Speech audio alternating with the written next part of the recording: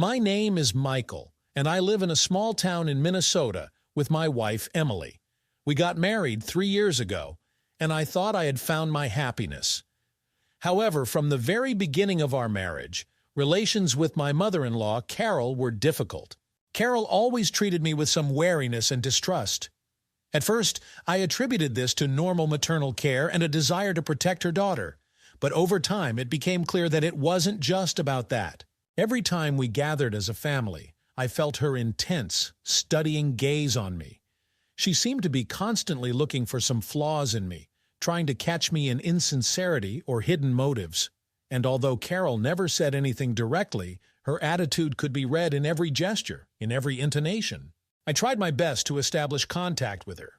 I helped around the house, took an interest in her life, sincerely tried to become part of the family. But the more I tried, the colder and more detached Carol became. It seemed that my attempts to get closer only intensified her distrust. Emily noticed the tension between us, but tried to smooth over the rough edges. She loved both me and her mother, and it wasn't easy for her to be caught between two fires. I saw how much this situation hurt her, and I wanted to fix everything even more. However, time passed, and relations with my mother-in-law did not improve. I began to suspect that there was something more behind her behavior than just maternal care. Some old grievance, a deep wound that I inadvertently touched by the very fact of my existence. The thought that Carol might harbor some incomprehensible anger towards me didn't give me peace. I went over all our meetings and conversations in my head, trying to find the key to this puzzle. What did I do wrong? How could I have offended her? And how can I fix the situation if I don't even understand the essence of the problem? Gradually, the tension between us began to affect my relationship with Emily as well. The need to constantly maneuver, hide our feelings, and settle conflicts exhausted us both. I understood that this couldn't continue.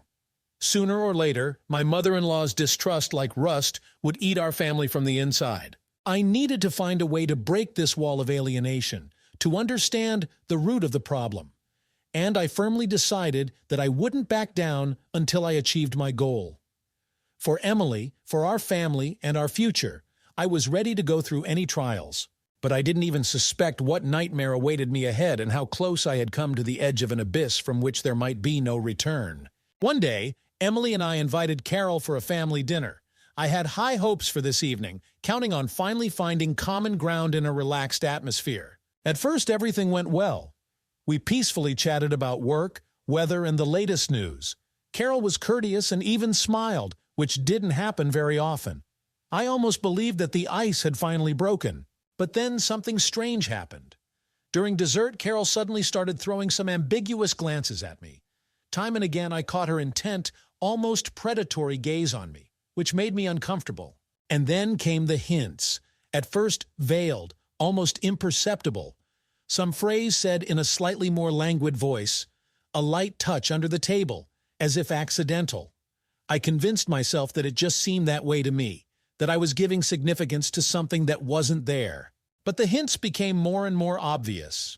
Carol seemed to deliberately choose ambiguous words, told anecdotes with a vulgar subtext, and her gaze, oh, I'll never forget that gaze.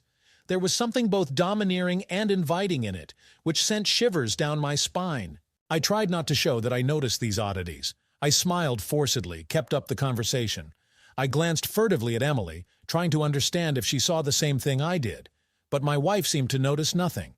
The dinner finally ended, and we said goodbye to Carol. But an awkward, anxious feeling didn't leave me all evening.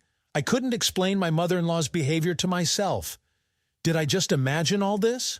I convinced myself that I was just tired and had become too suspicious. After all, Carol is my wife's mother, no matter how complicated our relationship might be. She couldn't really...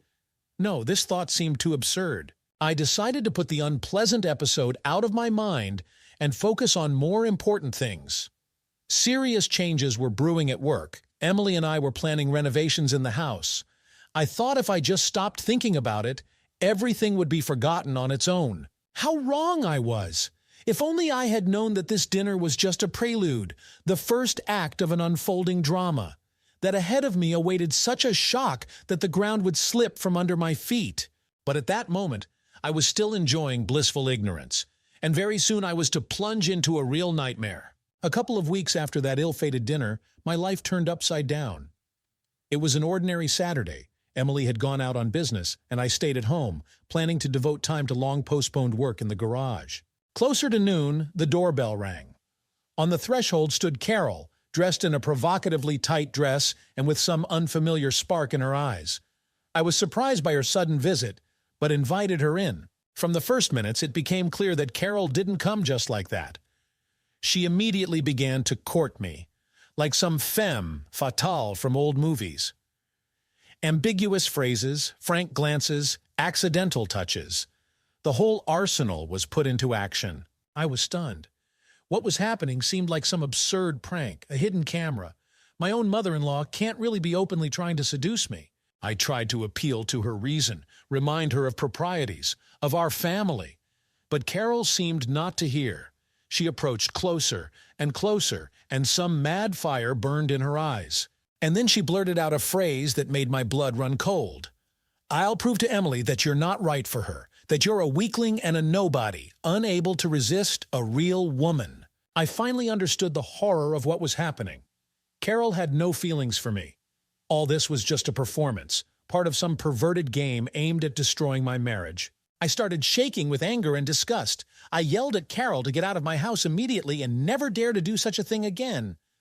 For a moment, confusion flashed in her eyes, but she quickly regained her composure.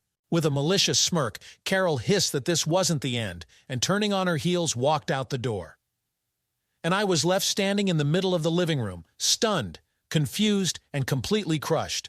The next few hours passed as if in a fog. I tried to gather my thoughts, decide what to do next. Tell Emily everything? But would she believe me? How can one believe in such a thing at all? And I also felt a burning shame. Even understanding the absurdity of what happened, I couldn't get rid of the feeling that I had been fooled, led on like a boy. My mother-in-law had wrapped me around her finger and made me doubt the most seemingly unshakable things. This bewilderment, shame, and fear became my constant companions. Every day I woke up with a sense of impending disaster, but the worst was yet to come. After that unfortunate incident, my life turned into hell. I was constantly on edge, expecting another trick from Carol. Every phone call, every knock at the door made me flinch. But Carol seemed to have gone into hiding. For several weeks, there was no word from her. However, I had a gut feeling that this was just the calm before the storm. She's not one to easily give up on her crazy plans. My paranoia began to affect my relationship with Emily. I became jittery, withdrawn, constantly immersed in my thoughts. Emily, of course, felt that something was wrong. She tried to get me to talk, to understand what was going on. But I kept silent. How could I tell her the truth? How to admit that her own mother tried to seduce me? Emily would never believe it. She would think I'd gone mad or was trying to slander Carol. Or maybe I really was going crazy.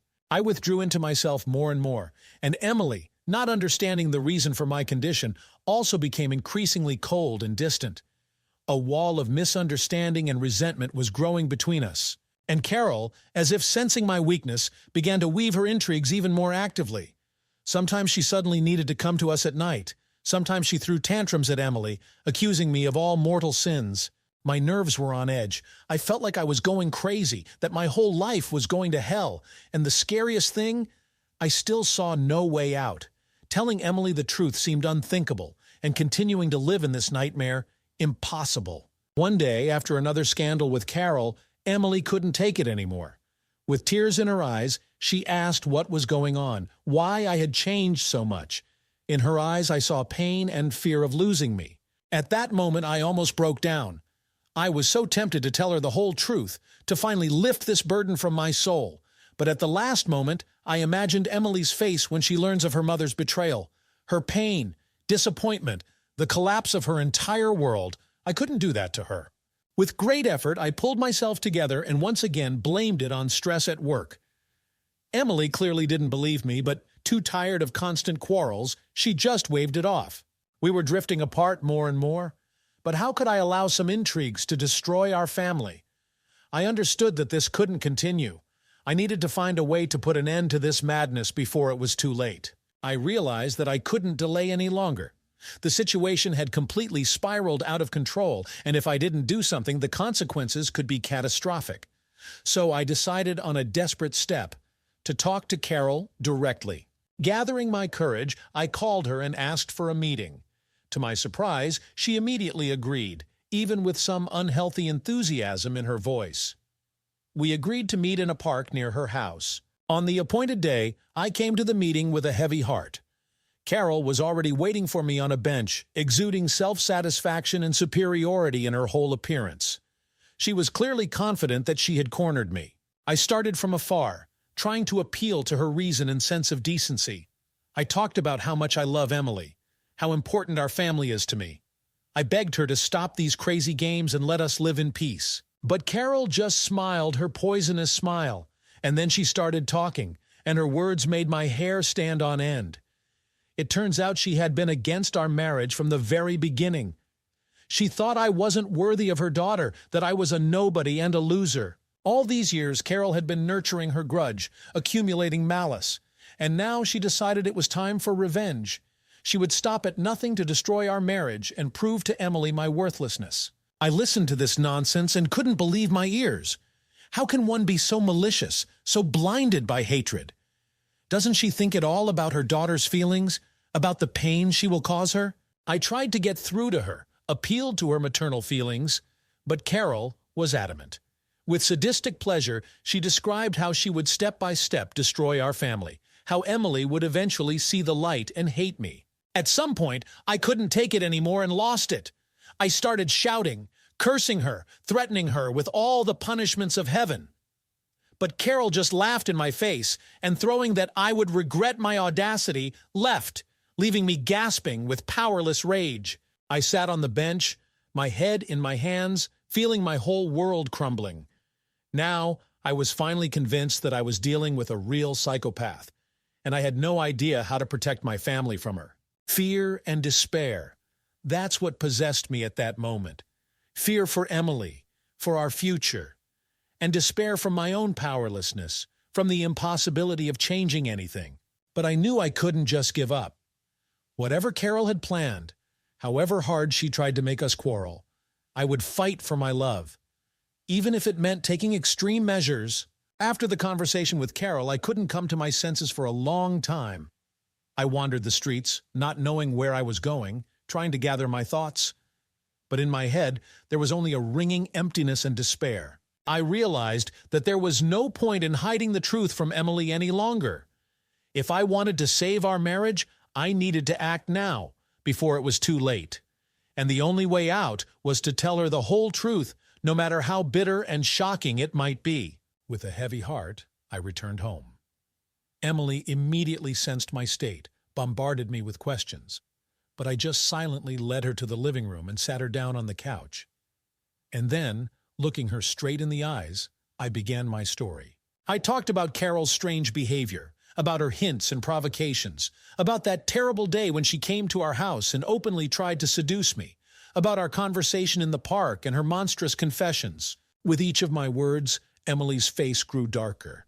At first there was shock and disbelief in her eyes, then pain and disappointment, and in the end, anger, cold, all-consuming fury. For some time after my story, we just sat in silence. Emily stared into space with a blank look, and I could almost physically feel the painful internal struggle going on within her. Finally, she raised her eyes to me, full of tears, and quietly asked, "Why didn't you tell me right away?" There was no reproach in her voice, only endless fatigue. I tried to explain. I said that I was afraid of losing her, that I didn't want to ruin her relationship with her mother, that all this time I was looking for a way to deal with all this nightmare without causing her pain. Emily was silent for a long time, thinking about my words, and then suddenly she impulsively hugged me and burst into tears. Through her tears, she whispered that she loved me, that she would never, ever leave me, that we would deal with this together, no matter what it cost us. I held her close, stroked her hair, and felt emotions overwhelming me too. Relief, gratitude, love. I was so afraid of losing her, so desperately trying to protect her. And it turned out that the greatest strength and support I could find only by her side. We sat embracing for a long time, trying to comprehend what had happened and decide what to do next. Ahead of us was a difficult conversation with Carol, a lot of problems and difficult decisions. But now, when my beloved wife was by my side, when I knew that we were one team and would fight shoulder to shoulder, I was ready to face any trials. Because true love is worth fighting for, always. A difficult time awaited us ahead, but together we were ready to go through anything. After my confession, Emily and I discussed for a long time what to do next. We understood that we couldn't just leave the situation as it was. Carol's behavior had gone beyond all bounds, and if we kept silent now, she would continue to terrorize us. On the other hand, going into open conflict also seemed dangerous. Carol was unpredictable, and we didn't know what she might decide to do in her madness. And Emily, despite all her hurt and anger, still couldn't simply erase her mother from her life. We decided to act carefully and in stages. First, try to talk to Carol. Explain how much she hurt us with her actions. Call on her to come to her senses before it's too late. Make it clear that one more similar incident, and we would be forced to take serious measures. The conversation turned out to be exceptionally difficult. Carol almost immediately started shouting, began to accuse us of ingratitude, of wanting to deprive her of her daughter. She refused to admit her guilt, insisted that she did everything solely for Emily's good. At some point, Emily couldn't take it anymore. Crying, she confessed to her mother how much she had disappointed her. That instead of support and love, she received only lies and manipulations. That she had never felt so betrayed in her life. It seems these words sobered Carol up a bit. At least, she stopped shouting and even seemed to think. And then suddenly, she burst into tears and started asking for forgiveness. She said that she didn't want all this, that she just loves Emily too much and is afraid of losing her. Emily and I looked at each other. In her eyes, I saw a reflection of my own doubts. Can we believe in Carol's sincerity? Is this not another manipulation? But at the same time, can we deprive her of a chance for redemption if she has truly repented? In the end, we decided to give Carol one last chance, but on the condition that she would start seeing a psychotherapist and seriously work on her problems. And that, at the slightest suspicion of a relapse, we would immediately cease all communication. Carol agreed to our conditions, and although it's still difficult for me to fully trust her, it seems she's really trying to change. Our relationships are gradually improving, though it's not easy. Emily and I didn't remain the same either. This crisis changed a lot in us, made us reevaluate our priorities. We learned to value each other more, to speak openly about our fears and doubts. We became a real team that no difficulties can break. Of course, life is a complicated thing, and we'll have to face problems and trials more than once. But now I know for sure, as long as we're together, we can handle anything. Because true love is not the absence of problems. It's the willingness to overcome them hand in hand, no matter how difficult they may be. Today, looking back, I understand. Everything we had to go through only strengthened our family. We became stronger, wiser, learned to truly value what we have. And I believe that whatever surprises fate has in store for us, together we'll cope with everything. Because this is the main meaning of true love. With this, I end my story. A story that began as a terrible nightmare ultimately became a valuable lesson for us and a starting point for a new, better life. I sincerely hope that our experience can serve as an example to someone. Help not to despair in a difficult moment, to believe in yourself and your love.